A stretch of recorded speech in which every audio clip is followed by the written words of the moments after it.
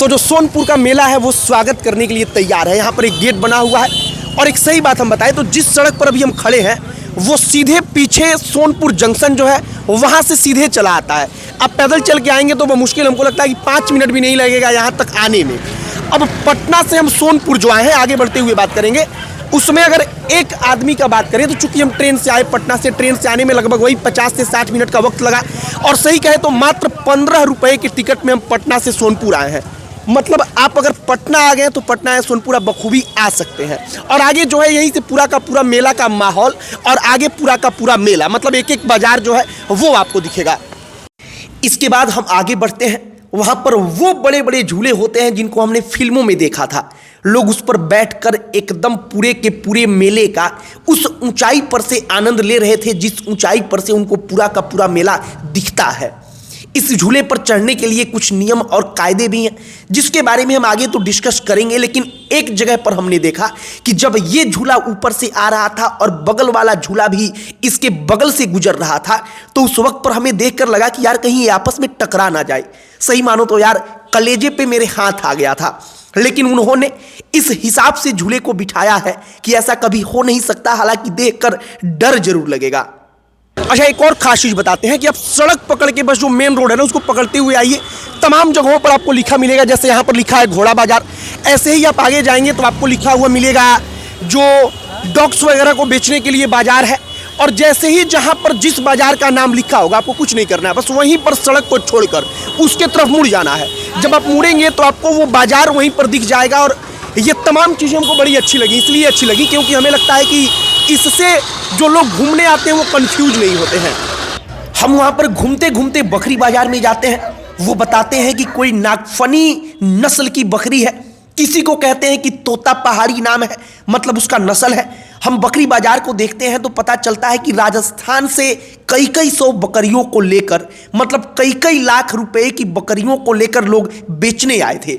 ये सोनपुर मेले में कैसे व्यापार होता है इस दृष्टिकोण से भी आप समझेंगे तो आपके लिए बेहद अच्छा होगा कि आप इस बात को समझ पाएंगे कि किसी मेले के कारण किसी क्षेत्र को, किसी राज्य को क्या फायदा होता है। इसके बाद हम पहुंच जाते हैं सोनपुर मेले के कुत्ता बाजार में। सबसे खास बात कि वहां पर प्यारे प्यारे से क्यूट क्यूट से भी कुत्ते हैं और बड़े बड़े खूंखार भी। उसी बाजार में है चिड़िया बाजार, जिसको देखकर आपका दिल दिमाग हर चीज खुश हो जाएगा। उन चिड़ियों की चहचहाहट, उनका रंग बिरंगी कलर जो है वो आपका दिल जीत लेगा। कुत्तों की ब्रीड की बात करें तो ब्रीड के हिसाब से अलग अलग दाम है, कोई 1500 का, कोई 4500 का, कोई 10,000 का। बाकी कुत्ता बाजार और चिड़िया बाजार अगर आप वहां जाइए तो एक बार जरूर घूमिए। तो असली मेला आपको हमारे पीछे दिख रहा होगा, झूला वगैरह, बड़ा बड़ा झूला। और सोनपुर में जो है ना आप आएंगे तो ऐसे तमाम झूले दिखेंगे भाई, अब दीवाने हो जाएंगे, यकीन मानिए। अब एक और बात बताते हैं कि आपको सीधे रोड जो सोनपुर जंक्शन से आता है वो पकड़े हुए आगे बढ़ना है। आप आगे आते जाएंगे तो गाय बाजार, घोड़ा बाजार, तमाम आपको बोर्ड दिखेगा। हमारे बगल में बकरी बाजार है, यहाँ पर तमाम बकरियां हैं। और इसी को देखते हुए आप आगे बढ़ेंगे तो असली जो मेला है वो असली मेला शुरू हो जाएगा। और आपको असली मेला हम आगे वीडियो में दिखाएंगे। और एक और जो आपके मन में चल रहा होगा कि भाई थिएटर वाला जो मामला है वो कहाँ है, तो थिएटर वाला मामला भी आप जब आगे बढ़ेंगे तो इधर से ही रोड कट के इधर जाता है और उधर ही आपको थिएटर वाला भी पूरा का पूरा प्रोग्राम जो है वो मिल जाएगा। जो बड़े बड़े झूले हैं उन झूलों को लेकर नियम और कानून यह है कि जिनको हार्ट का प्रॉब्लम है, मतलब दिल की बीमारी, जिनको और कोई परेशानी है, गर्भवती महिलाएं हैं, वो इस पर ना बैठे। बाकी ये झूले ऐसे हैं कि जिनको देखकर सबका दिल मचल जाए कि एक बार बैठा जाए।